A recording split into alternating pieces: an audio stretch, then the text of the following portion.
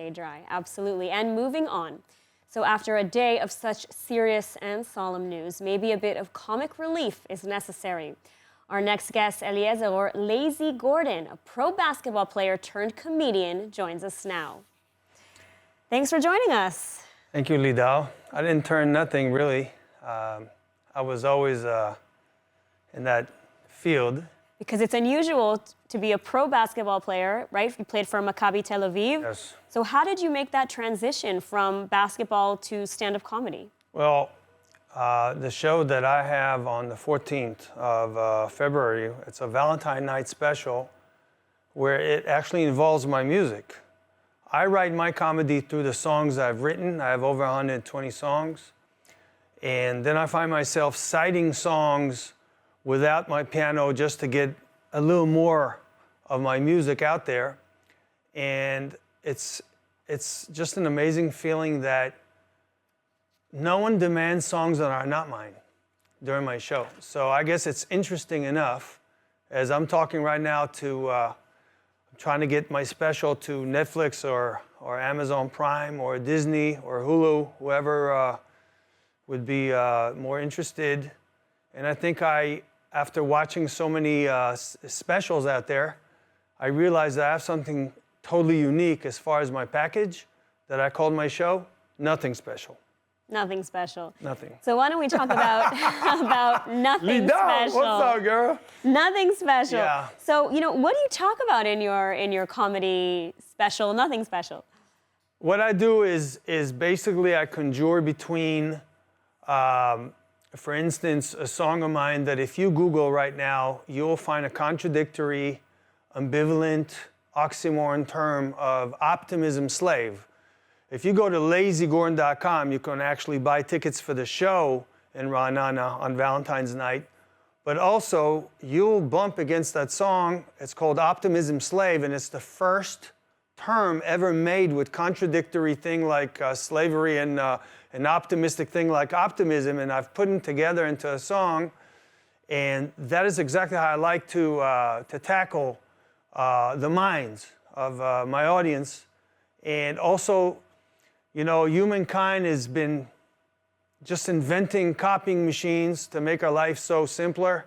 And I'm looking at, this is not in my show, by the way, and I'm just looking at all these copiers of our civilization. Everybody wants to copy success. They go to lectures and they want to hear rich people, so they copy their richness or their life, and no one's trying to be original.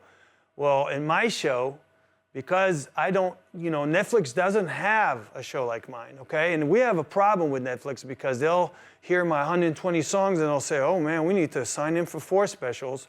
And therefore, what's happening here is I'm fighting for my uniqueness, for my own voice. At nearing 58, I mean, you just want to find your own game out there and fight for it.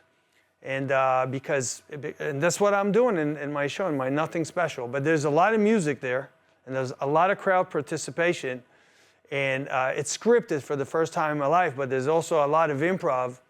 And I don't touch marriage, and I don't talk stuff that usual comedians come and try to talk about. I try to bring universal stuff and make you think. So there's also a philosophical poetry and TED Talk aspect to the show where people actually, instead of laughing, they're just going like this. And they're kind of trying to fathom what was said. And to me, it's a huge compliment also to be actually heard. And for a guy who, I don't want to spoil it, but for a guy who admits on a show that he needs attention, it's incredible how I managed to win that. And I'm just very lucky because I've been persistent all my life, really. I mean, just diligent, just never giving up, which is kind of stupid, but this is who I am, to say the least. But we talk about stupidity also in large quantity in the show. Stupidity in the show as well. Yeah. There's a song by the name of Layers of Stupidity that ends that segment. Okay. And, I want to get back to this because, you were a big basketball star here in Israel and Maccabi Tel Aviv. So how did that, really, I have to ask again, how did you transition from basketball to stand-up comedy, or was stand-up comedy always a part of your life?